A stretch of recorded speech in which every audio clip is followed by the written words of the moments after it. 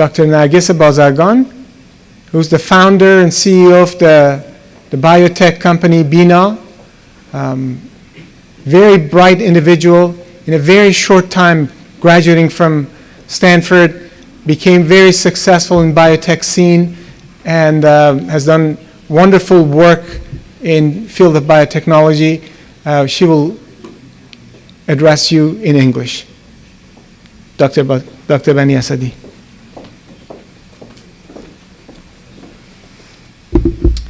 Thanks for the kind introduction, and thanks to all of you, dear friends and family who are joining us for this sad time and sharing this painful time with myself and our family.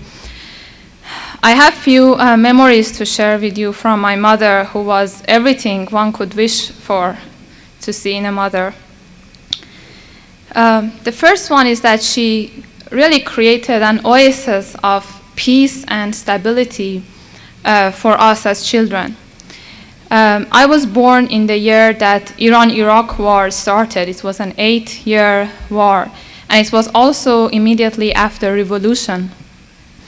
As many of you might know, that included a lot of instability in the country. That included raiding our homes, destroying our country, bombing our towns by the foreign forces and internal extremists. Solitary cells, jails, prisons, and so many painful memories. But my parents created such a peaceful and calm environment for us at home that we were not traumatized. In fact, we were always feeling so proud to be the children of these parents and to be on the right side of the history.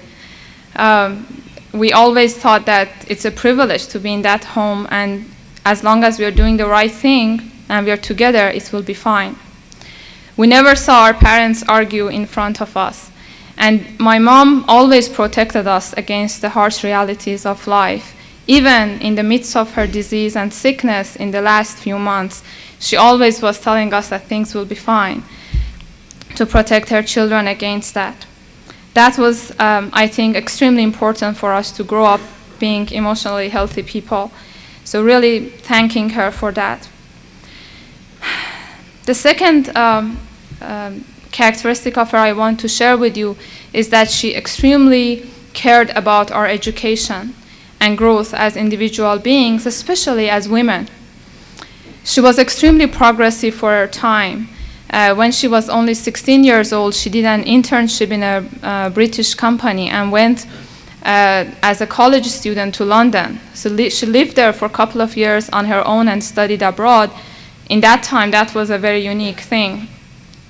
When she came back, that experience really built her character, and she always insisted that myself and my sisters grow as individuals, serve the community and the society, and be financially independent before we consider marriage.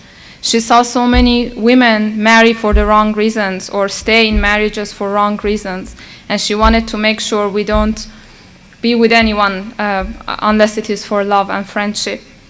So I really thank her for that. The third memory I want to share with you is about her courage, a courage that was accompanied by sweetness and charm. She was extremely courageous, always fighting for the right thing. And that was very inspiring for us. But that political activism, that social activism, that standing for the right thing at every moment was not a one charged by anger or bitterness or negativity. She was extremely positive and proactive, but also extremely kind to people who were thinking very different of her.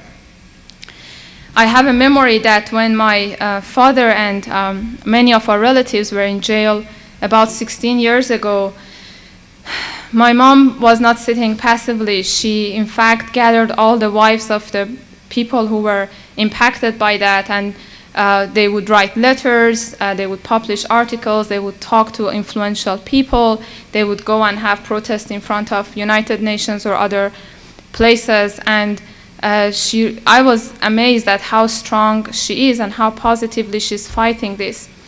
And there was a court that we would go to that court. She would go there every day, bringing fruits and nuts for my father. in a hope that maybe one day, maybe 1 out of 20 times that she would go there, the court person would accept this to give it to my father. And it was always extremely impressive for me how she was friendly with that person, even telling jokes, making friendship with people who have put my father in jail. And she impressed them, she influenced them, and finally we got my father out of that jail.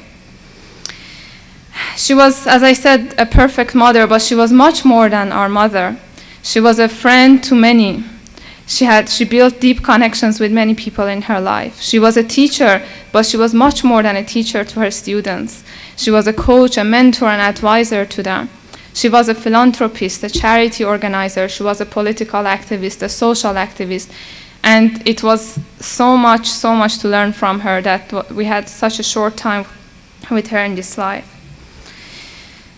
I also want to talk about my mom as a cancer patient. Many of you might know cancer patients, people who are fighting with this difficult disease. They are really infamous heroes of our time. This is an extremely difficult disease, and many people who get diagnosed with cancer, especially in late stage, they have very slim hopes of cure. They don't fight for cure, but they fight because of their love for life. Because any life, even if it has dramatically changed, it's something to cherish and appreciate and fight for. And as you might know, my work is in this field. I work in cancer research, but my understanding of disease completely changed as a result of what I experienced in the last 2 years. And I know some of my colleagues and friends who work in this field are here. I want to thank them, and I want to say it is extremely important to continue the fight against this disease. I want to finish by a positive note, because that is who my mother was. She was always seeing a positive in any hardship. The last 2 years brought us a lot of pain and suffering, but it also brought us so much love. It was an outpour of love. Our family got closer together.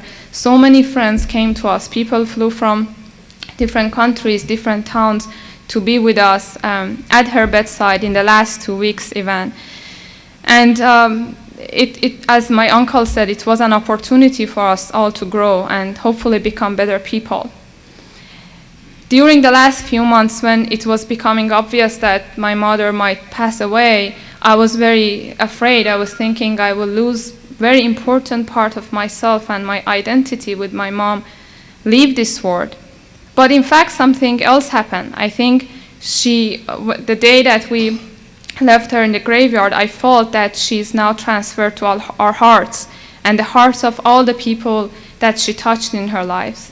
Her memory and all her lessons and her love is really alive in us, and we will cherish it, and I hope we continue to follow her way. Thank you all.